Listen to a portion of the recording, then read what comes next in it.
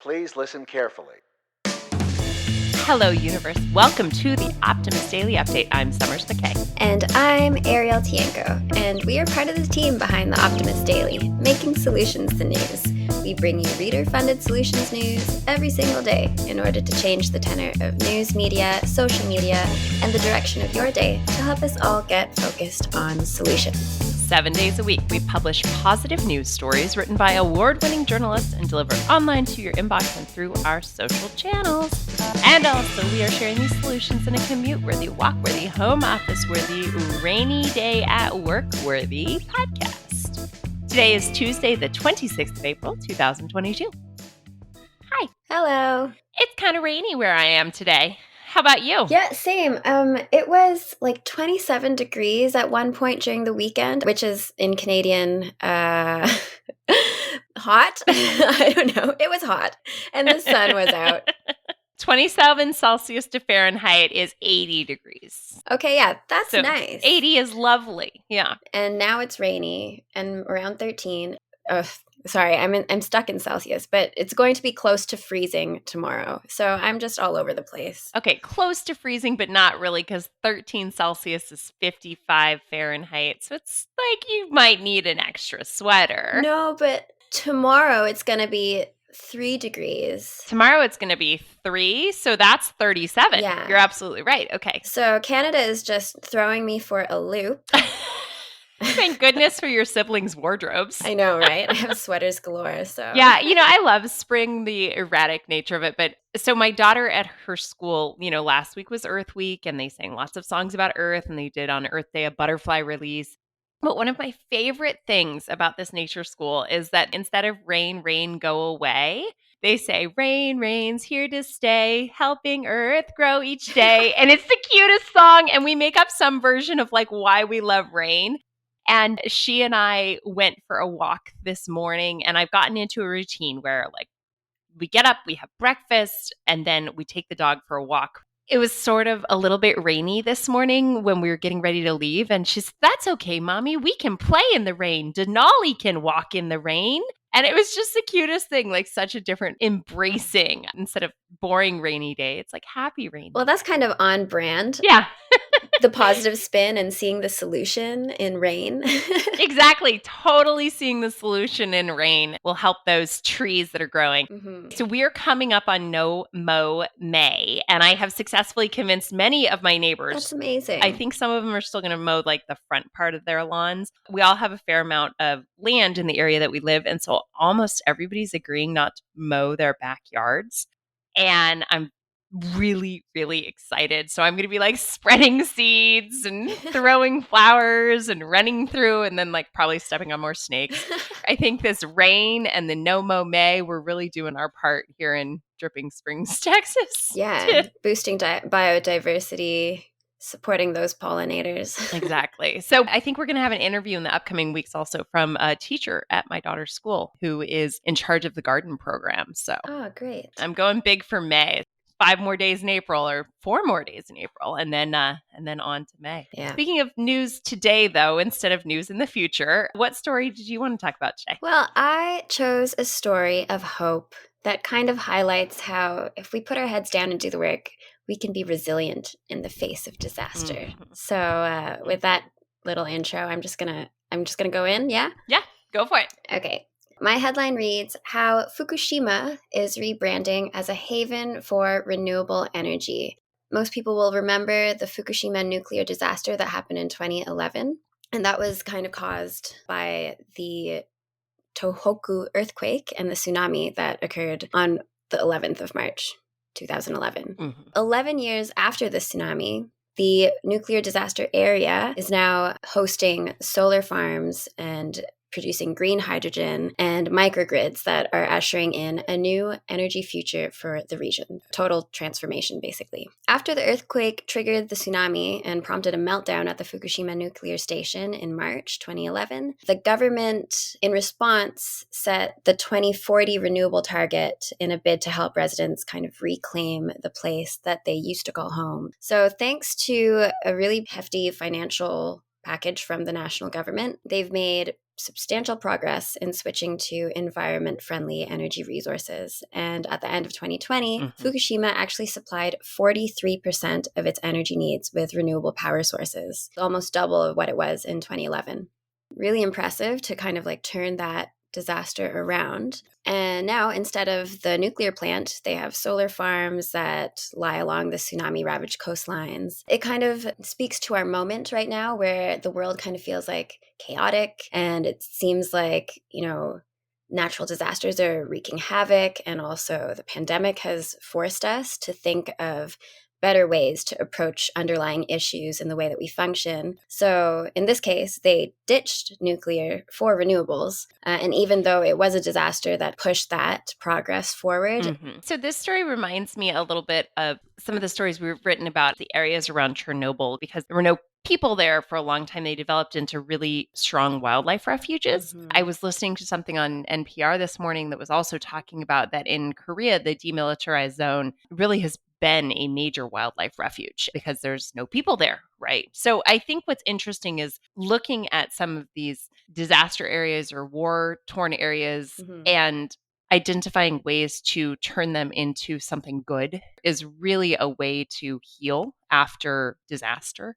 My heart and mind are in Ukraine right now, thinking about all of the destruction and devastation that's there and sort of thinking ahead and when the conflict comes to its end, hopefully soon.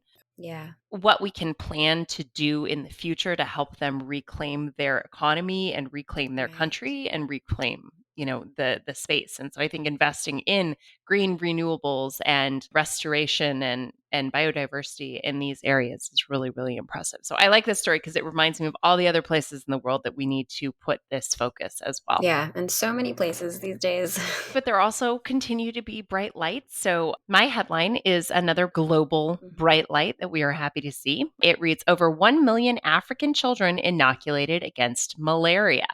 Malaria has long been one of the deadliest diseases in Africa, and fighting it has been a tiring struggle. When the RTS vaccine came out in 2021, it raised hope for what could be a turning point in the fight against malaria. And for now, it does seem to have had a profound change on the 1 million children inoculated against the disease. Children in Ghana, Kenya, and Malawi have received one or more doses of the RTSS malaria vaccine. That's the million children. And the vaccine is proven safe, easy to administer, and greatly reduces the risk of the extreme fatal cases of malaria.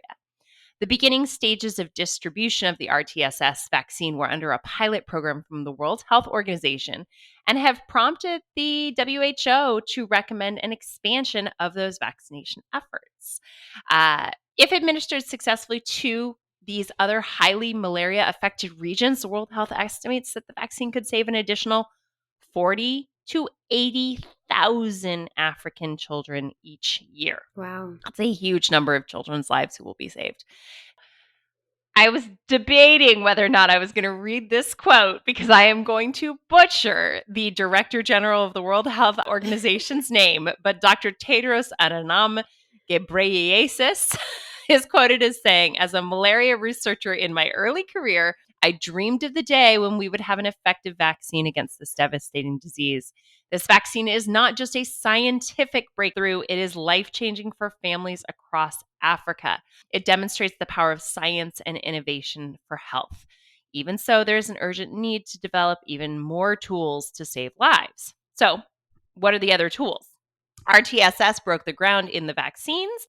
There's also another vaccine in development using the same mRNA technology, which has been used in other vaccines for current pandemics. The World Health Organization is also waiting on findings on new vectors for controlling the spread of malaria, such as insecticide-treated nets, spatial mosquito repellents, gene-driven approaches, and sugar baits designed to attract and kill mosquitoes.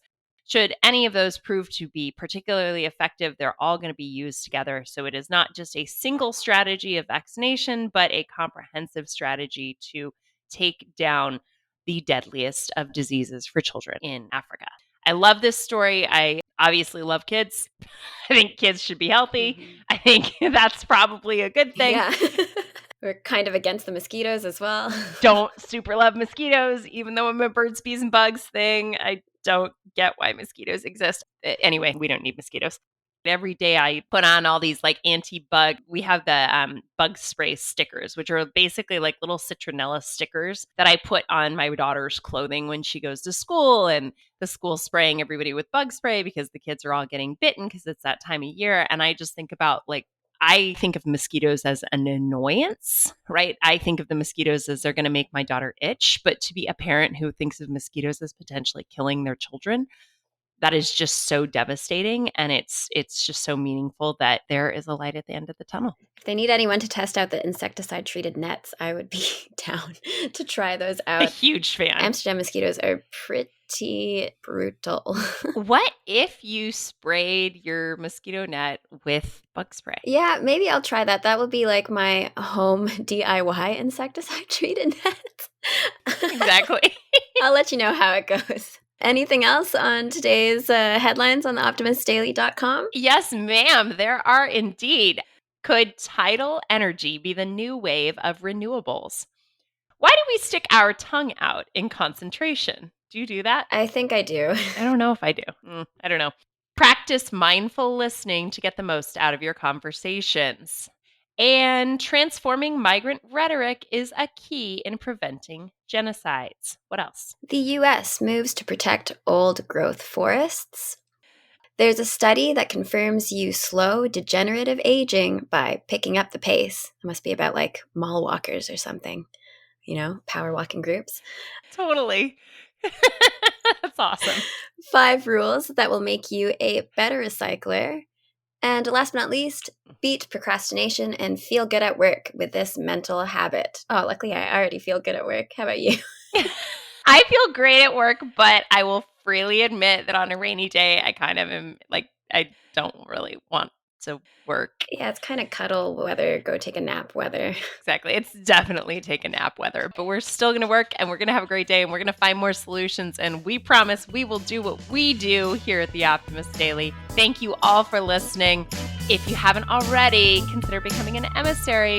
And perhaps more importantly, know that we are reader funded and reader supported. And to support us for free, you can share us on socials, forward a story to a friend, and make sure to leave us positive reviews for our podcast on Apple, Spotify, or wherever you listen to podcasts. Be part of the solution-changing consciousness and addressing our world's biggest challenges with a problem-solving mindset.